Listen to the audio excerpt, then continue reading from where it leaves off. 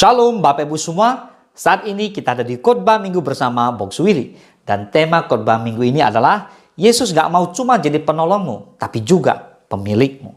Saudara, Yesus bukan sekedar emergency button. Banyak orang Kristen hari ini mengenai Yesus sebagai penolong, emergency button, ditekan pada saat diperlukan. Saudara, sepertinya kita berlindung di saat susah, begitu saja. Harapan ketika semua pintu tertutup, dan jawaban ketika doa sudah mentok.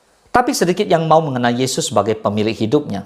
Raja yang berhak mengatur, menegur, bahkan menuntut ketaatan penuh. Seperti orang yang hanya menelepon polisi saat ada bahaya, tapi tak pernah menghormati hukum saat hidup aman.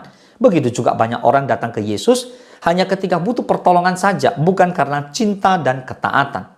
Saudara, Yesus nggak mau jadi penolong darurat.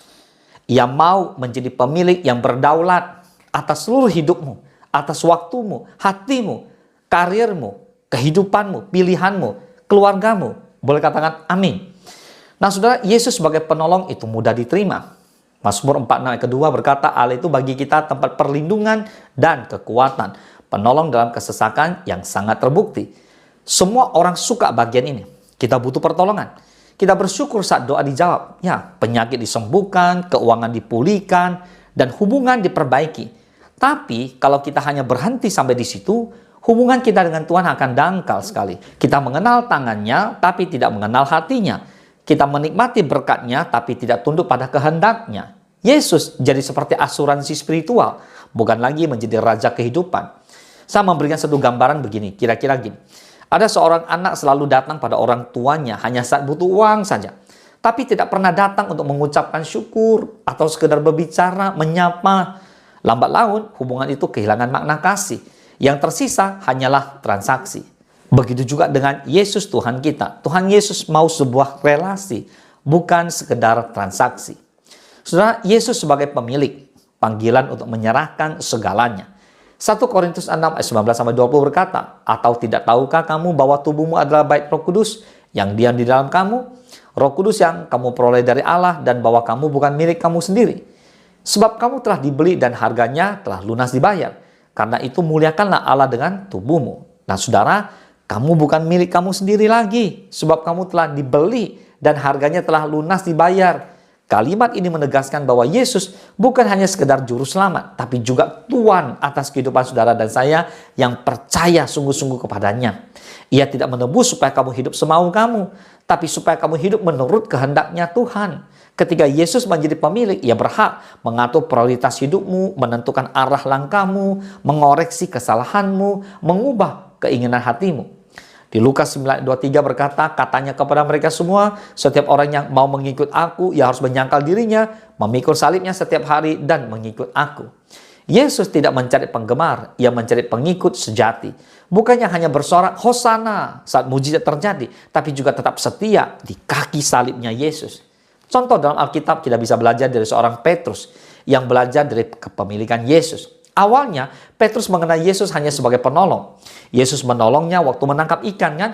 Itu pengalaman yang luar biasa. Namun, setelah Yesus disalibkan, Petrus sadar bahwa Yesus bukan sekedar penolong nelayan, tapi pemilik hidupnya. Setelah kebangkitan, Yesus bertanya, apakah engkau mengasihi aku?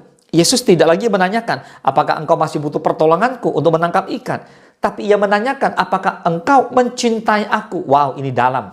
Karena kasih yang sejati selalu membawa penyerahan total. Dan sejak hari itu, Petrus tidak lagi hidup untuk dirinya sendiri, tapi untuk Yesus. Pertanyaannya, saudara, hidup untuk dirimu atau untuk Yesus? Dan bahkan Petrus sampai mati martir di Roma. Bayangkan, itu tanda bahwa Yesus sudah menjadi pemilik hidupnya. Nah saudara, pemilik yang benar punya hak penuh. Bayangkan kamu membeli sebuah rumah dengan harga mahal ya. Kamu pasti ingin mengatur bagaimana rumah itu dirawat, diisi, dan dijaga kan? Tapi kalau penghuni sebelumnya masih merasa itu rumahnya dan mulai ubah dekorasi seenaknya, pasti akan timbul yang namanya konflik. Begitu juga dengan hidup kita. Yesus sudah membayar kita dengan darahnya, lunas.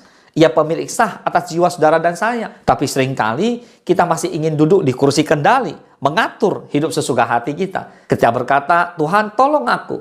Tapi tidak mau berkata, Tuhan pakailah aku. Yang benar bukan Tuhan tolong aku, tapi Tuhan pakailah aku. Kita mau Yesus jadi penolong di waktu susah, tapi kita nggak mau Ia menjadi pemimpin di waktu senang. Nah, saudara, sekarang kita lihat ada tanda bahwa Yesus sudah menjadi pemilik hidupmu. Yang pertama, kamu mau taat meski nggak nyaman. Bukan hanya taat saat menguntungkannya, tapi juga saat harus menyangkal hati, menyangkal diri. Yang kedua adalah kamu menyerahkan keputusan penting pada Tuhan. Bukan sekedar minta restu, tapi benar-benar minta kehendaknya terjadi. Yang ketiga adalah kamu hidup dengan kesadaran bahwa aku bukan milikku sendiri. Nah, setiap waktu, talenta, harta, bahkan nafas hidup dipakai untuk kemuliaan Tuhan. Amin. Dan yang keempat, kamu tidak takut kehilangan. Karena yang terpenting adalah Yesus. Nah, saudara, sebagai penutup, mari. Dari sekedar ditolong menjadi dimiliki. Yesus mau menolong kamu. Tapi lebih dari itu, bukan sekedar menolong. Tapi Tuhan mau memiliki dan memimpin hidupmu, saudara. Karena keselamatan bukan cuma soal dibebaskan dari masalah, tapi diserahkan kepada Raja yang benar. Roma 14 ayat 8 berkata, sebab jika kita hidup untuk Tuhan. Dan jika kita mati untuk Tuhan. Jadi baik hidup atau mati, kita adalah milik Tuhan. Katakan amin. Bapak Ibu, kita semua adalah milik Tuhan. Amin. Sekarang refleksikan diri. Tanyakan pada dirimu hari ini, apakah Yesus hanya jadi penolong darurat dalam hidupku, atau sudah jadi pemilik sejati yang berdaulat sepenuhnya atas segala kehidupanku? Nah, Bapak Ibu yang jawab, kesimpulannya, Yesus tidak mau cuma menyembuhkan kamu, saudara. Ia tidak hanya sekedar menyembuhkan lukamu, Ia mau memerintah dalam kehidupanmu. Ia tidak mau sekedar menolongmu keluar dari badai, tapi juga mau menjadi kapten perahumu. Karena hanya jika Dia jadi pemilik, hidupmu akan benar-benar dipimpin menuju kemenangan sejati. Boleh katakan amin. Mari kita bersatu dalam doa. Bapa di dalam surga, terima kasih. Kami bersyukur kami punya Tuhan Allah yang hidup, yang bukan sekedar menolong kami, tapi menjadi pemilik kehidupan kami. Kami serahkan semua kepada Tuhan. Oh Bapa, terima kasih. Kami bukan sekedar mau diberkati, kami mau dipakai oleh Tuhan. Tuntun setiap kami anak-anak Tuhan agar kami diubahkan. Kami terus dibawa untuk berjalan dalam kebenaran firman-Mu. Dan kami berdoa di dalam nama Yesus buat setiap rekan kami yang mengikuti khotbah minggu ini Tuhan. Pakai mereka dengan luar biasa. Sadarkan mereka bahwa semua adalah anak-anak Raja. Semua adalah anak Tuhan. Tuhan tidak sekedar menolong saudara, tapi Tuhan menjadi pemilik saudara. Sehingga Tuhan menuntun, Tuhan memberkati, Tuhan senantiasa menolong saudara semua di dalam perjalanan ini. Bapak terima kasih, kami mengucap syukur, kami berterima kasih hanya di dalam nama Tuhan Yesus. Kami berdoa dan bersyukur, haleluya.